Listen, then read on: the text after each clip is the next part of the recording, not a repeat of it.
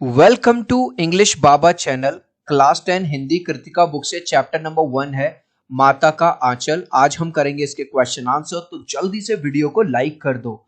I hope children आपने video को like कर दिया है और अभी तक चैनल को सब्सक्राइब नहीं किया तो सब्सक्राइब कर दो सो दैट आपको हमारे सारे अपडेट्स मिलते रहें। क्वेश्चन नंबर 1 देखिए, प्रस्तुत पाठ के आधार पर यह कहा जा सकता है कि बच्चे को अपने पिता से अधिक जुड़ाव था। मतलब इस चैप्टर में ये दिखाया गया है कि जो बच्चा था वो अपने पापा के बहुत क्लोज था, फिर भी विपदा के समय, विपदा यानी कि मुसीबत के समय वो पिता के पास ना जाकर माँ के पास जाता है, माँ की शरण लेता है। आपकी समझ से इसकी क्या वजह हो सकती है? तो हमसे रीजन पूछ रहा है कि लगाव बच्चे को पापा से था, लेकिन फिर जब वो प्रॉब्लम में आता है तो पापा के पास ना जाके माँ के पास जाता है, क्यों?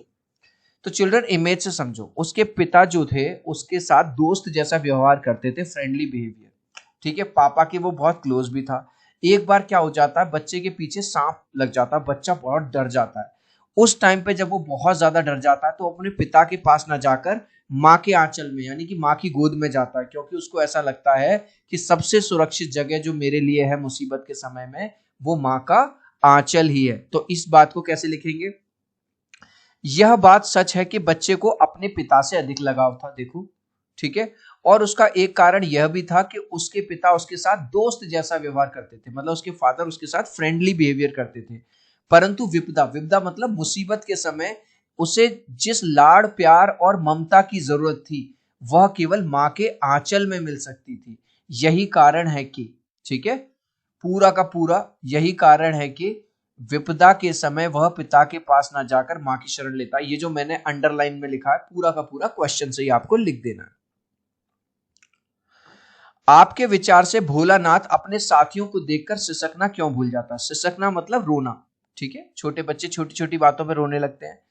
तो चिल्ड्रन, छोटे बच्चों की एक आदत होती है, जैसे ही वो अपने दोस्तों को देखते हैं, अपने एज ग्रुप को देखते हैं, उनके साथ खेलने कूदने लग जाते हैं। और कभी कभी तो खेलने कूदने में इतनी ज्यादा रम जाते हैं कि वो खाने पीने की सुध भी भूल जाते हैं। और यही रीजन है कि जैसे ही भोलानाथ जब रो रहा होता है तुरंत उसके साथी आ जाते हैं, तो वो रोना छोड़ के क्या करना शुरू कर देता है? खेलना चालू कर देता है। आंसर कैसे लिखेंगे?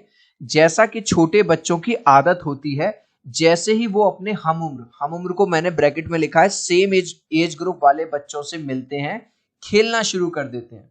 कई बार तो खेलने में खाने पीने की भी सुध भूल जाते हैं।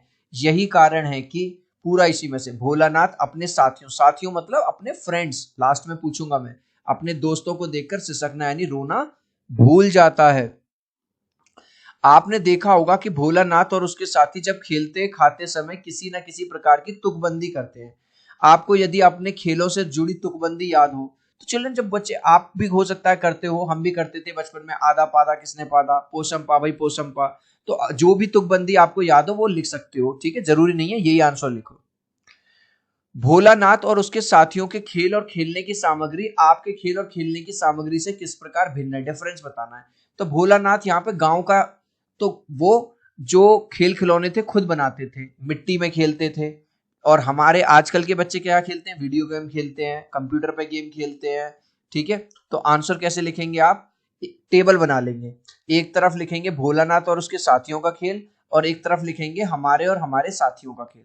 ठीक है, इसको मैं थोड़ा सा यहाँ ये कर देता हूँ, 1 सेकेंड। हाँ, भोलानाथ और उसके साथी घर के बाहर यानी आउटडोर गेम्स खेलते हैं ज्यादातर, और हमारे साथी कैसा गेम खेलते हैं? हम लोग ज्यादातर घर के अंदर यानी इंडोर गेम्स खेलते हैं। उनके माता पिता बच्चों को मिट्टी में खेलने के लिए प्रेरित, पुराने टाइम में क्या होता था, बच्चे मिट्टी में खूब खेलते थे और माता पिता भी क्या करते थे? मोटिवेट करते थे कि जाओ खेलो। आज के समय में माता पिता बच्चों को मिट्टी में खेलने नहीं देते। तीसरा, भोलानाथ और उसके साथी अपने खेलने का सामान खुद बनाते हैं। और ये थोड़ा सा टेढ़ा मेढ़ा हो गया, सारी खेल सामग्री बाजार से खरीदी हुई थी। जैसे हमारे पास जो बैट है, जो बॉल है, जो कैरम है, लूडो है, सब कुछ कहाँ से होती है? हम बाजार से खरीद के लाते हैं। उस टाइम पे कोई रोक टोक नहीं होती थी, बच्चे 2 घंटे 4 घंटे खेलें। लेकिन आज के टाइम में क्या होता है? मम्मी कहती है बेटा 4 से 5 खेलना है, फिर 5 बजे ट्यूशन वाले सर आ जाएंगे, ट्यूशन पढ़ना है, ये करना है, वो करना है, यानी समय सीमा निर्धारित होती है। पाठ में आए ऐसे प्रसंगों का वर्णन कीजिए जो आपके दिल को छू गए हो। तो हमारे दिल को ये वाली बात छू गई कि भले से बच्चा अपने पिता के बड़ा क्लोज था, लेकिन जब उस पर कोई विपत्ति आ जाती है, जब सांप उसके पीछे पड़ जाता है, तो वो किसी और के पास नहीं जाता, वो सीधे अपनी माँ की गोद में यानी कि माँ के आंचल में जाता है, क्योंकि उस टाइम पे उसको सबसे ज्यादा जो सेफ जगह लगती है वो वही लगती है। पाठ का सबसे रोचक प्रसंग यानी इंटरेस्टिंग प्रसंग ये है कि जब सांप बच्चों के पीछे पड़ जाता है तो सारे बच्चे डर जाते हैं। ठीक है, डर ही जाएंगे। तो बच्चे अपनी माँ की गोद का सहारा लेते हैं। यह बात दिल को छू जाती है कि जब भी बच्चे पर कोई विपदा यानी कि कोई परेशानी आती है, उसे उस समय सबसे सुरक्षित जगह अपनी माँ की गोद यानी माँ का आंचल लगता है। चिल्ड्रन, अगर वीडियो अच्छा लग रहा है तो प्लीज वीडियो को एक लाइक कर देना। आपके एक लाइक और सब्सक्राइब से बहुत मोटिवेशन मिलता है। 3 तक काउंट करूंगा। चिल्ड्रन प्लीज वीडियो को लाइक कर दो। 1 2 3। आई होप चिल्ड्रन आपने वीडियो को लाइक कर दिया है, चैनल को सब्सक्राइब कर दिया। Thank you guys. इसके साथ साथ आपको गुड न्यूज दे दूं, जैसा कि क्लास 10th में आ गए हो, हर सब्जेक्ट में 20 मार्क्स के एमसीक्यू आएंगे हर सब्जेक्ट में आपके एग्जाम में। इंग्लिश बाबा का जो नया चैनल है एमसीक्यू चैनल, उस पे आप लोगों के प्यार और सपोर्ट से 2 लाख से ज्यादा सब्सक्राइबर हो गए हैं। इस तरह का लोगो है, लिंक मैंने डिस्क्रिप्शन में दे दिया है। आज ही एमसीक्यू चैनल को भी सब्सक्राइब कर लीजिए। नेक्स्ट क्वेश्चन, इस उपन्यास के अंश में 30 के दशक की ग्राम्य संस्कृति का चित्रण है। मतलब इस चैप्टर में गांव की स्थिति दिखाई गई है कि 30 के दशक में कैसी थी। आज की ग्रामीण संस्कृति में आपको किस तरह के परिवर्तन दिखाई देते हैं। तो भाई ये उस टाइम का दौर दिखाया गया है जब बच्चे मिट्टी में खेलते थे, माता पिता रोकते नहीं थे, बच्चे अपना सामान खुद बनाते थे, कोई ऊंच नीच जात पात इस तरह की चीजें नहीं होती थी। लेकिन आजकल तो गांव में भी देखो तो बच्चे भाई साहब वीडियो गेम खेल रहे हैं, कंप्यूटर पर गेम खेल रहे हैं, है ना। उस टाइम पे बच्चों को खेलने के साथ ही वो सारे स्किल्स भी सिखा दिए जाते थे जो उनको लाइफ में जरूरी होंगे। तो आंसर कैसे लिखेंगे? 30 के दशक में लोग सीधे साधे हुआ करते थे। पुराने टाइम में हर त्योहार को मिलजुल कर मनाया करते थे। उस समय बचपन में बच्चों को खेल खेल में वो सभी गुण सिखा दिए जाते थे जिससे वह बच्चा आगे चलकर अपने कार्य क्षेत्र यानी प्रोफेशनल लाइफ के साथ व्यवहारिक भी बन सके। मतलब जैसे कोई किसान है तो अपने बच्चे को पहले ही वो सिखा देता था छोटे पे ही किसानी कैसे करते हैं। कोई कुम्हार है तो वो अपने बच्चे को छोटे पे ही सिखा देता था कि मिट्टी के बर्तन कैसे बनाए जाते हैं। परंतु आज की संस्कृति में जात पात, आज की डेट में लोग हाई कास्ट लो कास्ट करने लगे हैं, ऊंच नीच करने लगे हैं, भेदभाव की भावना आ गई है। अब बच्चे एक साथ मिट्टी में खेलने की बजाय क्या खेलते हैं? कंप्यूटर और मोबाइल आदि पर वीडियो गेम खेलना ज्यादा पसंद करते हैं। यहां माता पिता का बच्चे के प्रति जो वात्सल्य मतलब जो प्यार व्यक्त हुआ है उसको अपने शब्दों में लिखो। तो सबसे पहले सुनो, पिता का क्या वात्सल्य है? पिता अपने बच्चे को नहलाता है, उसके माथे पे तिलक लगाता है, उसको अपने कंधे पर बिठा के कहां ले जाता है? गंगा किनारे ले जाता है। तो पहले पिता का वात्सल्य लिख दो।